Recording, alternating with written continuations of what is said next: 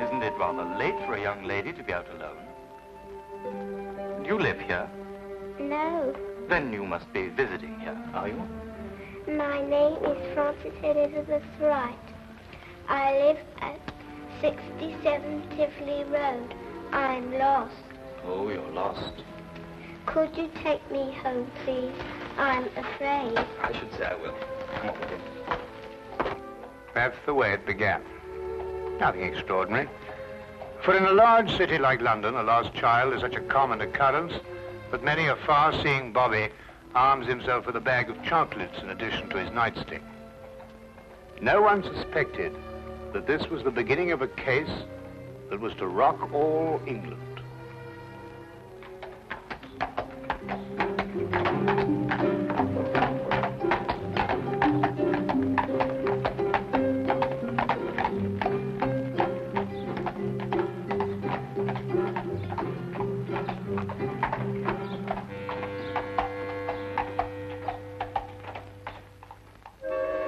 All right, if you insist.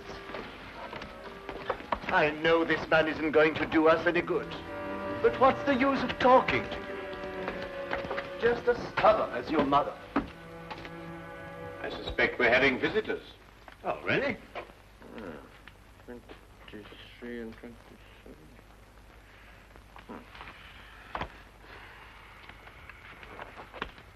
Come along, Nebuchadnezzar. I don't think you're quite dressed to receive attractive young ladies. There, in you go.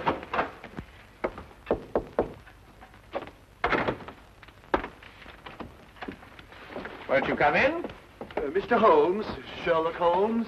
At your service, sir. Martini. George Martini is my name. This is my daughter, Margaret, who is of the stubborn opinion that you can help her. It will be a privilege, sir. Oh, may I introduce my very good friend, Dr. Watson? How do you do? How do you do, sir? Oh, yes. Won't you sit down? Oh, yeah, I'm so sorry.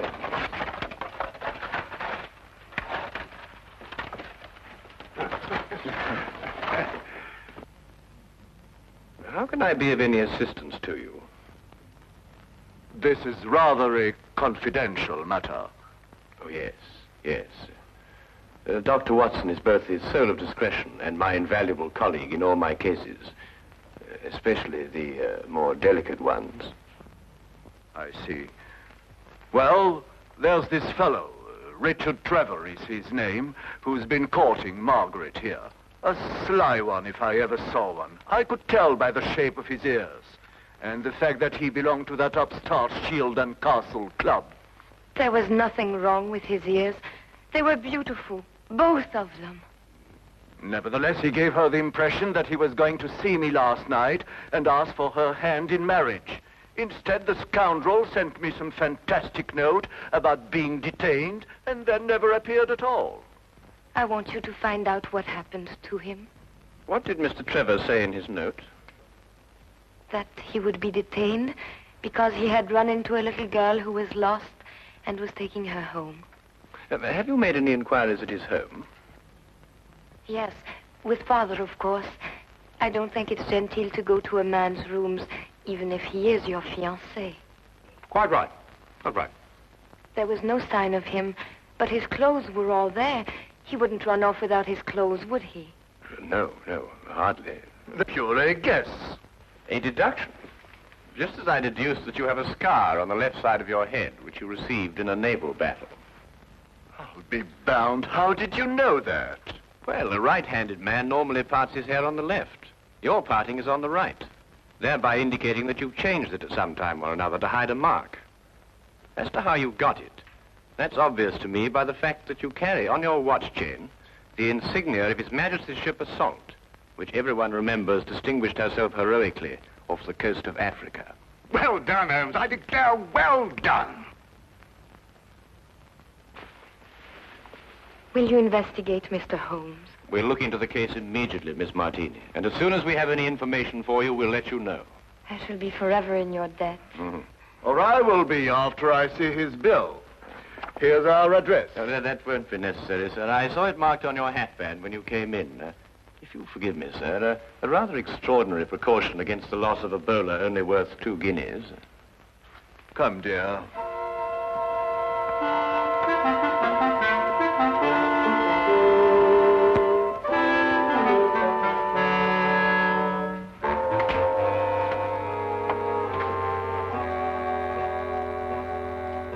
Not long after moving in with Sherlock Holmes, I had come to the conclusion that his mind was as organized as his housekeeping was not. He was, without a doubt, the most perfect reasoning, observing machine I had ever encountered. And just watching him think had become sheer fascination. I tried to put myself into his brain now and deduce what had happened to the missing Mr. Trevor. Did it occur to you he might have had an accident and even now be lying in a hospital at this very moment? You, being a doctor, would think of that. But if that were the case, surely the hospital would have informed someone by now. Maybe he skipped off and left her then. There's no guarantee he won't come back for his clothes or have them sent on to him. I'd grant that if he hadn't sent that note. A man deserting a girl isn't likely to send a note at all. And if he did, he couldn't conceive, as Mr. Martini put it, of such a fantastic one. The case is more than complex, Watson. And when we solve it, we shall also know what became of the others. What others? Oh, Watson, would you pass me my tobacco pouch? Well, where is it? It's in the toe of the Persian slipper, under your chair. All right. There you are. Oh. Thank you, Watson. Now, what others? Well, it's come to my attention during the past 2 weeks that 7 men have disappeared, totally evaporated from the face of London. They had no reason to run away, every reason to stay. Trevor fits perfectly into this fabric. You mean then that there's more in this than just the disappearance of that young lady's fiancé? Unless you accept 8 consecutive coincidences. Could you accompany me this afternoon? Where? To the last place where Trevor must have been before he met the little girl. But you don't even know where that was. I'd say it was the upstart Shield and Castle Club. Why there? Well, if you were about to confront a man like Mr. Martini to ask for the hand of his daughter in marriage, what would you do first? I'd probably have a couple of stiff drinks first. And if you were a member? At the Shield and Castle Club, eh? By Jove, Holmes, of course. That's just what I would do. You see, Watson? You've been of invaluable assistance to me already.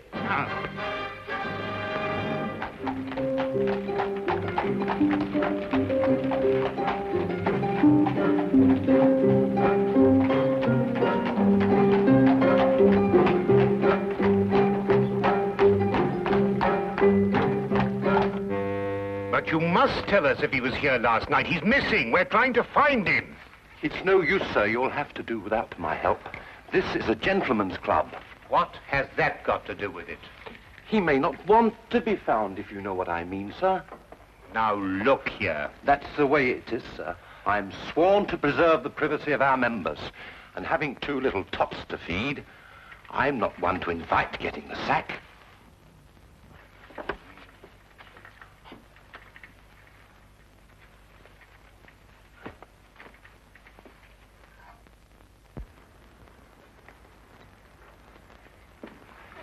I say, where have you been? This is meant to be your case, you know, and I've been doing all the investigating. Yeah, do you know that Trevor was here last night? How do you know? Well, to my utter amazement, one of my keys fitted the door to the office. I went through all the chits and found one signed by him. It's just as you thought. He boasted his courage with the aid of stimulants from the bar. Do you mean you've broken into the office? Do you want to have us arrested? Us? Yes, by keeping the barman occupied, you served as my accomplice. Now, really, Holmes, you've gone too far. Now, the thing to do is to find the carriage that both Trevor and the little girl took. How do you know they didn't walk? Well, if she lived near enough to walk home, is it likely that Trevor would have sent a message saying he was going to be detained? What extraordinary reasoning. Not extraordinary at all, my dear fellow. Really quite ordinary. Oh, what on earth do you think you're doing, mate?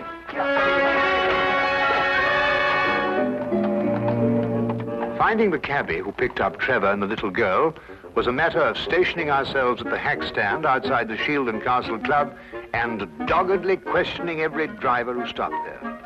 One finally remembered the pair, but owing to brisk business that night, could not be at all sure where he set them down. The address he brought us to was a guess, and from the looks of it, a very bad one. Well, I think we're on a wild goose chase. Doesn't look as if anyone lived here for a long time. Do you realize these papers are at least a week old? Well, then the cabbie made a mistake. He's brought us to the wrong address. Do you know, without very much difficulty, I think I might be able to... Holmes, please, not again. You good fellow, keep a good lookout, will you? Look, Holmes, this is housebreaking. We can go to prison for years for this. You can't just go opening doors all over London just because... Holmes, no, there's somebody coming. Just stand in front of me and behave quite normally, eh?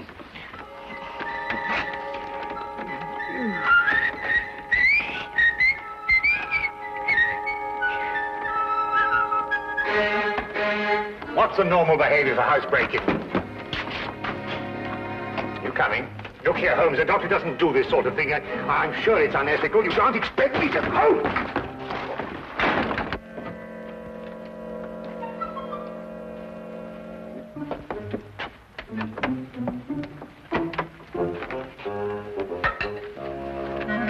What are we looking for? I'm not quite sure yet. You won't find anything here. You said yourself the house has been unoccupied for the last week. Thieves in the night, that's what we are. A child's been here recently. Oh, what makes you think that? Do you remember as a youngster, Watson, penciling in moustaches on the faces of the advertisements? I suppose so. But what's that got to do with it? When I looked at those newspapers outside, I noticed that someone had penciled in a handlebar moustache on a woman advertising headache powder. I'd assumed that a child did it. More than that, since the papers were only a day old, I'd also assumed that a child has been here very recently. Why should the child bring Trevor here to an unoccupied house? That, Watson, is the core of our problem. Excuse me a minute. Huh? Oh.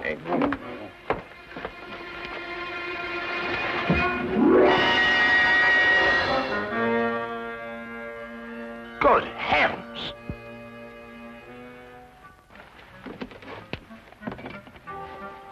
Trevor? Fairly safe assumption, Watson. Yes. And from the pallor of his skin, I'd say he'd recently been given an overdose of strychnine. I'd also deduce that he's the 8th victim of a very strange murderer.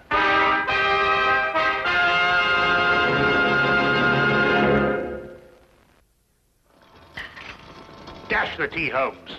I'm waiting for some word from you.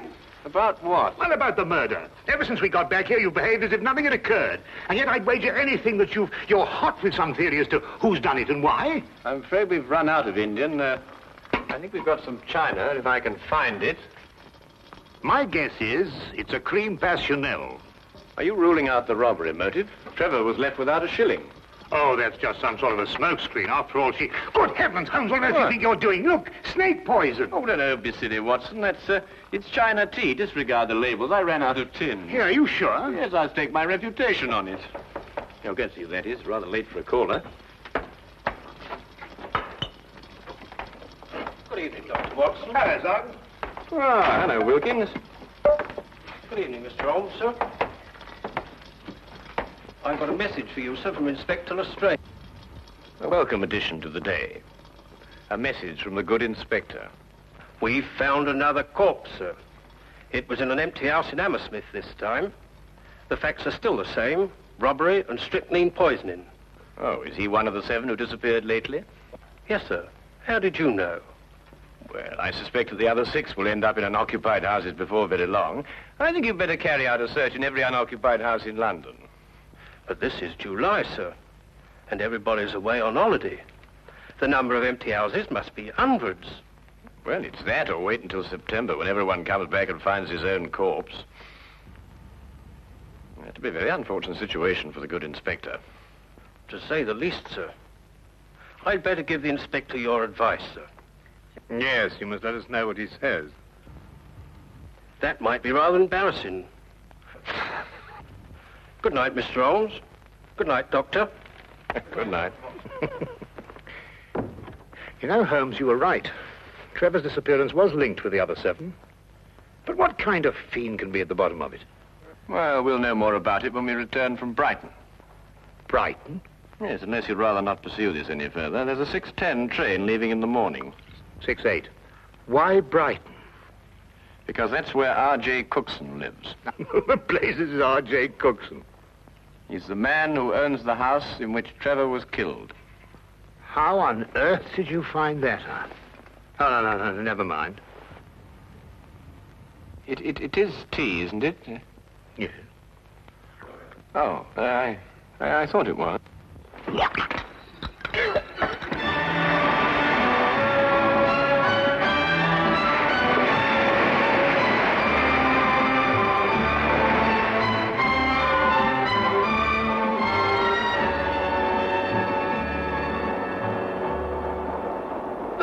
Have you ever heard anything so incredible?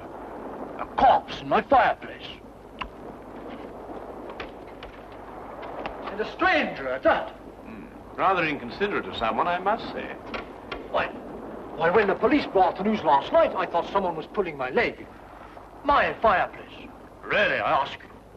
I'd say because the murderer knew you'd be away, knew that the house would be unoccupied, and that you wouldn't come back at an embarrassing moment. You're right, Mr. Holmes. Absolutely right.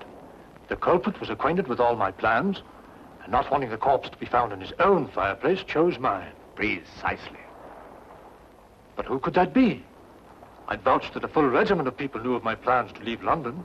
Then our task is to narrow down that regiment. How? You have me breathless. First of all, has anyone else the key to your house? No, not that I know of. Yes. I once gave my key to the greengrocer to deliver a parcel. Aha. But he gave it back. Oh. But bosh and bother, supposing a key wasn't used at all. Whoever did it could have used a tool or something and jimmied his way into my house. I've heard of those things being done. Mm-hmm. Oh, really? We found all the windows and doors locked. I'm afraid you've escaped me. Now again, Mr. Cookson, are you quite sure that no one else has a key to your house? But now really, after all, I don't hand them out like calling cards to every... Wait, there's this charwoman who comes to my house once a week to clean up. But, oh no, she couldn't hurt a fly. Well, what's her name? Mrs. Enid. But really, she couldn't be less harmless. She's 60 years old if she's a day. You'd take her for your own grandmother. Yes, but you know if she has a daughter? Daughter? Well, now really, a woman of 60 isn't bound to have a little girl. Well, what about a niece or a granddaughter? Granddaughter. Now that I think of it, she does have one. About 7 years old. She recently came to live with her. Where does Mrs. Enid live? I have her address for... If you please. Sorry. Right here in my trousers. Do you really think it could be the old woman? Well, a charwoman has the ability to go anywhere in London. Ah, yes. Wait. 322 Radcliffe Way. 322 Radcliffe Way. To look at her, you'd never think she could hurt a fly.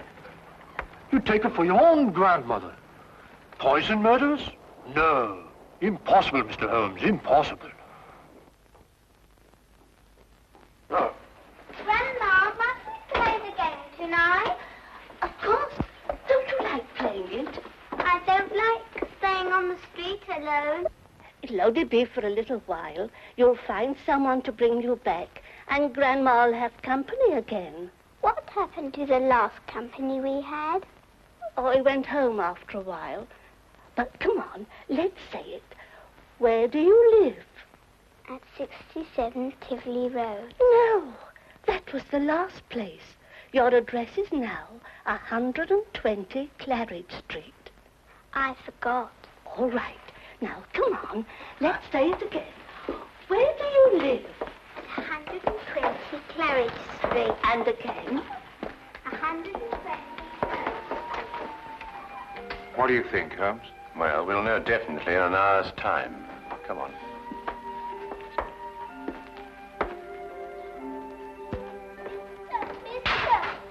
Oh, hello. Oh, well, it's pretty late for a little girl like you to be out on her own. What's your name? My name is Frances Elizabeth Wright. I see. And where do you live? I live at 120 Claridge Street. I'm lost. Oh, dear. That would mistake you home. Come along, then. You must come in and try some of my divinity fudge. It's the least I can offer you for your kindness in bringing Francis home. Well, that's very kind of you, but really I ought to be getting along. It's just been made.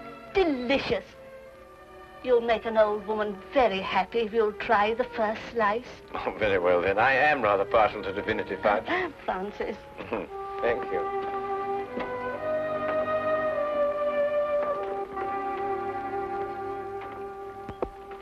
Now, come and sit right here at the table. Thank you. Now, say good night to the kind gentleman, then off to bed. Grandma, you never let me stay up with the company. That's because little girls must have their sleep. But now we've met the gentleman, perhaps he'll come again in the daytime. Will you? I should love to. Good night. Good night. Good night, birdies. Isn't she a lovely girl? And she'll grow up into a beautiful woman and have a life of ease. Yes, that's the important thing. A life of ease. Time to enjoy the world and... Here, you're waiting for some fudge, and I'm prattling away.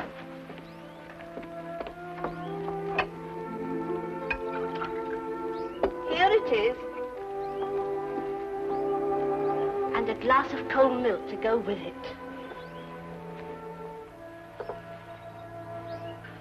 Won't you join me? Oh, no. My doctor would never permit it. I only prepare this sort of thing for people who drop in, like you. I see. Smells very good. If I have one speciality, it's divinity fudge. You'll find it heavenly.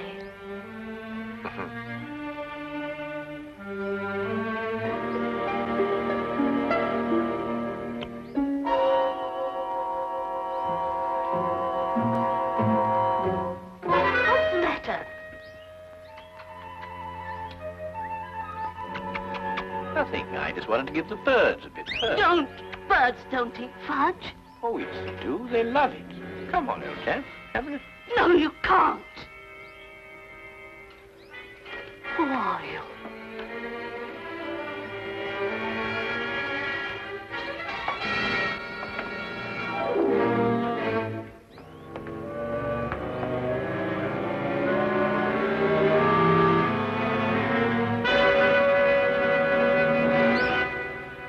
I'll take that, Mrs. Enid.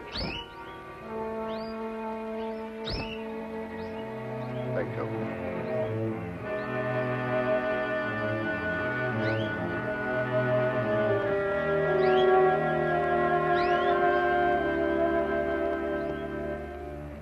I needed money for the child. That's why I did it. I didn't want her to grow up into a tired rag of a charwoman. I wanted her to have a life of ease and the things I've seen other people have. You understand? Yes. Will she be taken care of? You need worry, Mrs. Enid.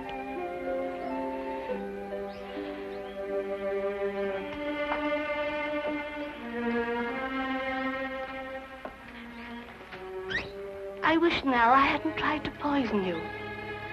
You might have visited us again as you promised, and we'd have been such good friends.